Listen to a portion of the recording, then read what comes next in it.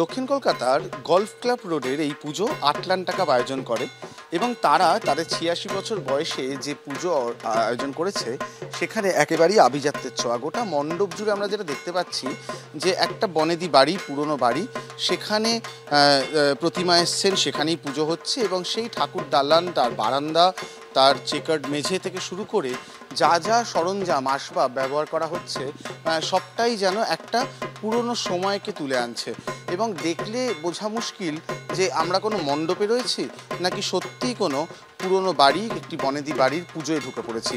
ঠিক সেরকমভাবেই এখানকার মণ্ডপ তৈরি হয়েছে এবং তার সঙ্গে মানানসই সাবেকি প্রতিমা, সেই সাবেকি প্রতিমা একেবারে উজ্জ্বল হয়ে যেন ঠাকুর দালান আলো করে বসে আছেন। আর এটাই এবার এখানকার ভাবনা এবং সেই ভাবনার জন্যই এই যে পুজো তারা কিন্তু পেতে চলেছে বিশেষ সম্মান এবছরের শারদানন্দে। জীবনের শুরু আর জীবনের শেষ যে মাটি থেকে, সেই মাটিতেই মানুষের হাত ধরে ভাস্কর্য, শিল্পকলা, সংস্কৃতি সমস্ত কিছুরই বিস্তার। এবারে গৌরীবেড়িয়া সর্বজনীনের ৯২তম বর্ষে তাদের থিম মাটি ও জীবন।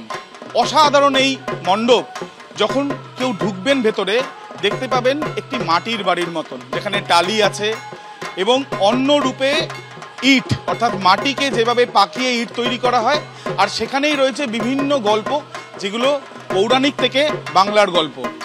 আর এই অসাধারণ মণ্ডপে সঙ্গে দেখা যাচ্ছে যে প্রতিমা সম্পূর্ণভাবে ইট খোদাই করে তৈরি করা হয়েছে। এই অসাধারণ যে পুজো যেটা এখানে করা হচ্ছে, তার জন্য শারদানন্দ ২০২৫-এর বিশেষ সম্মান পেয়ে যাচ্ছে গৌরীবেড়িয়া সর্বজনীন। টালিগঞ্জে ৯৭ পল্লী চণ্ডীতলা সর্বজনীন দুর্গোৎসব, তাদের পুজো এবছর ৮০-তে পা দিল।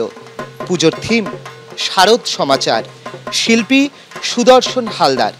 এখানে শিল্পী ফুটিয়ে তুলেছেন সেই রাজাদের আমলে ঠিক কিভাবে শারদ বার্তা প্রেরিত হতো, তার পাশাপাশি বর্তমান সময় ঠিক কি হয়, এই সমস্ত কিছুই তারা ফুটিয়ে তুলেছেন এবং সেই থিমের সঙ্গে সাযুজ্য রেখেই এখানে প্রতিমা নির্মাণ করা হয়েছে। আর এভাবেই তারা পেয়ে যাচ্ছেন শারদ আনন্দ সম্মান ২০২৫-এর এই পুরস্কার, বিশেষ সম্মান।